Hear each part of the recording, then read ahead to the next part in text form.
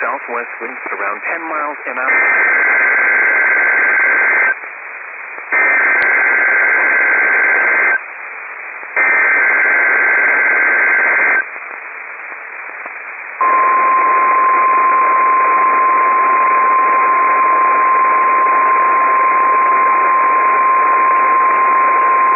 This is a required weekly test of the National Weather Service's specific area message encoding and tone alarm system.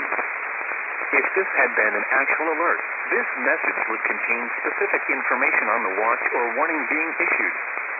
This concludes the weekly test of the NOAA Weather Radio Alert System.